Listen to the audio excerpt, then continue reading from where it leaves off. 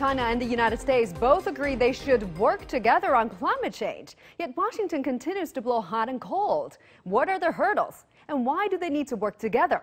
And we have more on working together with State Councilor and Foreign Minister Wang Yi's recent three-nation visit.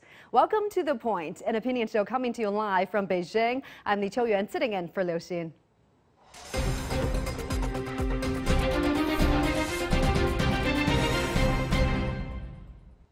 Well, China and the United States share a common responsibility in addressing climate change and should work together to set an example for other global efforts. Chinese Foreign Ministry spokesperson Gehl said this on Wednesday.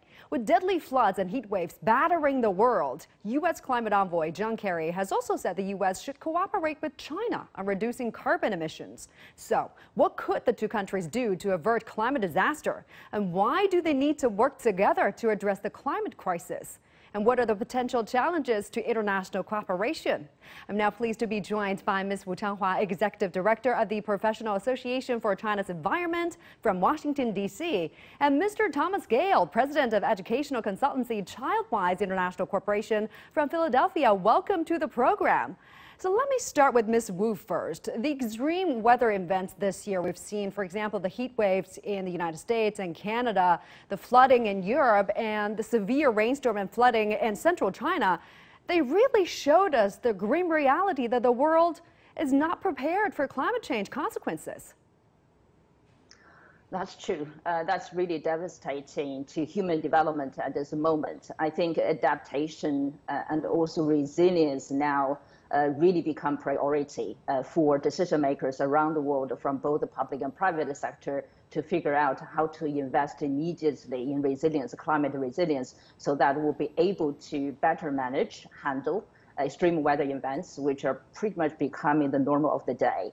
And if you look at the reality from North America, Europe, and now China as well, whatever we have today in terms of infrastructure and the emergency response systems, somehow they all have failed to a certain extent, even to a large extent. That's why we are experiencing the loss of lives, casualties, as well as actually tremendous loss and damage to our properties and the economic system.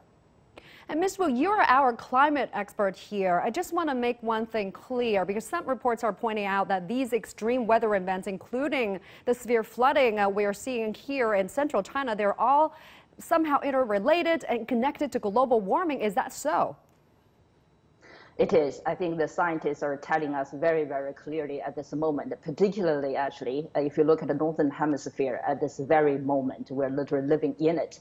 The science basically says, and continue the global warming. Now we are at about 1.2 degrees Celsius compared to pre-industrial level. So we continue to experience warming. So when the temperature warms and the air holds up more water vapors, and that's one phenomenon. The other side, actually, somehow the warming also causes the weakening of the jet streams, moving the air currents actually flowing. Circling the world, particularly in the northern atmosphere towards the Arctic regions there. So the two factors coming together, we ended up with a situation that air holds up more vapors and the air flows dramatically slowed down, so that whenever they encounter or converge somewhere actually for the precipitation and then heavy rainfalls occurs. That's pretty much the situation of the day. And the Northern Hemisphere is experiencing now. That's same situation actually in Europe, and a similar situation now experienced in China as well. And Mr. Gehl, let me bring you into this. Do you see the world adapting to global warming? To what extent? I don't see it adapting. I think that we have not taken it as seriously as we need to. The United States had peaked in their carbon emissions in 2007 and has decreased by 1.3% every year since then. Of course, the United States had added substantially more than any other country during the Industrial Revolution with the burning of fossil fuels. So now China is still in somewhat of the development period where they're still in need of additional energy. So that's why between now and 2030, China is still building additional coal-burning energy plants to be able to supply all the energy that's needed for the development in China.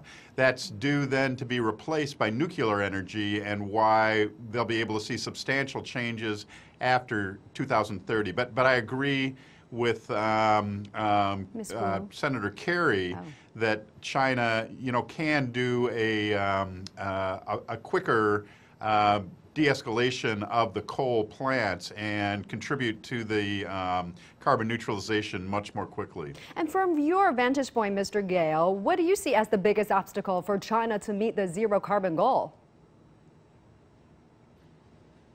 Really, it's just the energy demand that's pushing the environmental impact.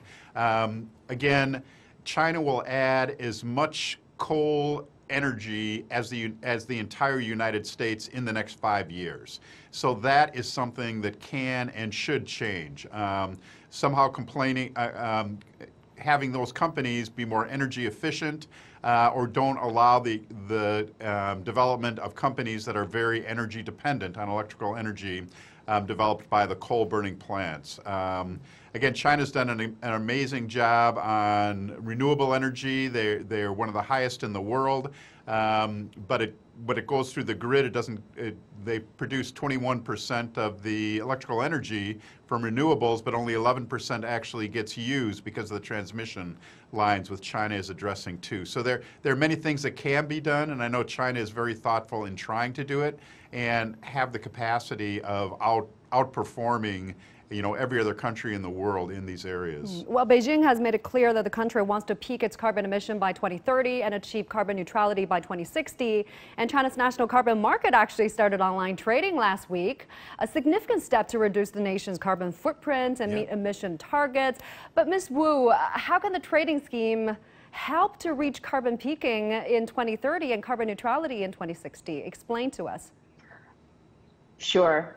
Carbon emission trading is a market-based instrument. Together with the carbon tax are the two recognized policy instruments or mechanisms to help reduce the cost and accelerate the deployment of clean energy technology or solutions there. But I want to add one further background back to the earlier question. I think I agree with Tom to a large extent, but I do want to highlight two major obstacles actually for China to achieve its set goals already. So one is the cost. Not only physical cost, but also social cost at this moment, because it's fundamentally transforming everything from infrastructure, from industrial structure, from economy, everything like that. So it's so fundamental. The short-term cost will be tremendously high for China at this moment. The second uncertainty obstacle actually is uncertainty, particularly with the tangle of geopolitics triggered by the US at this moment. So now back to the carbon market. So very importantly, carbon emissions trading is expected to play a major role to help identify and continuously discovering the least cost or most cost-effective solutions, technologies, so that it will be incentivized more financial investment from the business sector, so that it will be able to accelerate the solutions or deployment of all the technology solutions we have already today.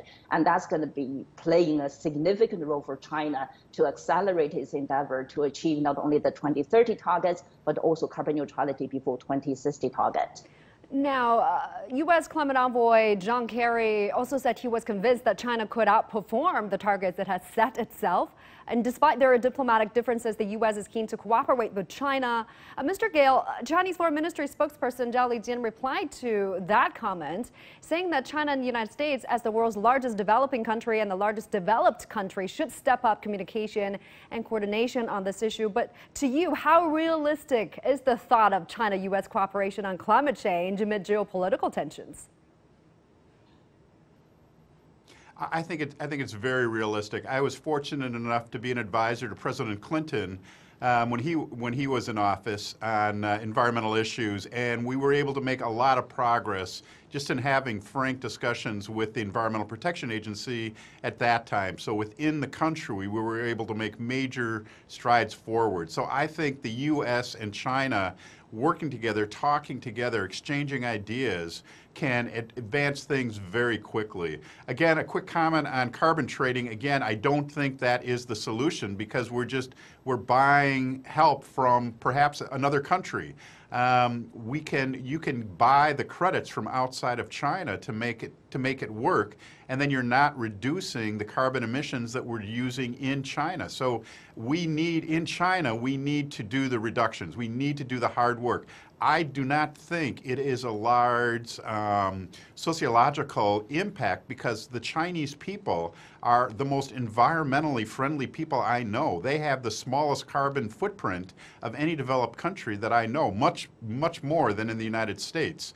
The United States has a lot to learn. It's the industries that are creating the problem and using the energy and burning the coal that's creating the carbon emission. So that's where the focus has to be. The Chinese people are, I believe, completely behind the concept of having a very ecological society, and they've already done it for thousands of years. Ms. Wu, your thoughts on this? How do you look at the prospects, between China and the United States working together on climate issues? I somehow, compared to Tom, I tend to be a little bit more pessimistic.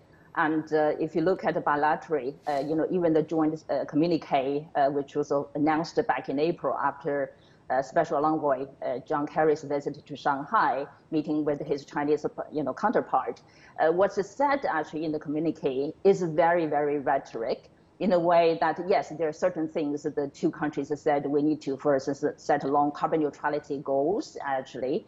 And secondly, I think there is one particular mentioning about, really enhancing investment, international investment in clean energy transition.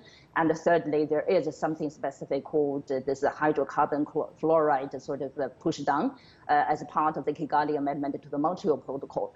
Other than that, and this is each side actions, not really jointly working with each other in a substantial way.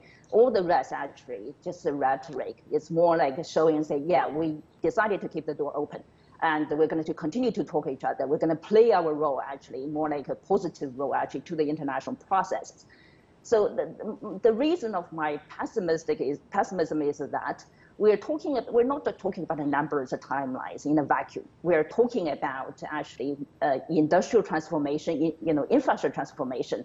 What's needed to deliver that is about the supply chain, it's about materials, it's about finance, about technology, everything.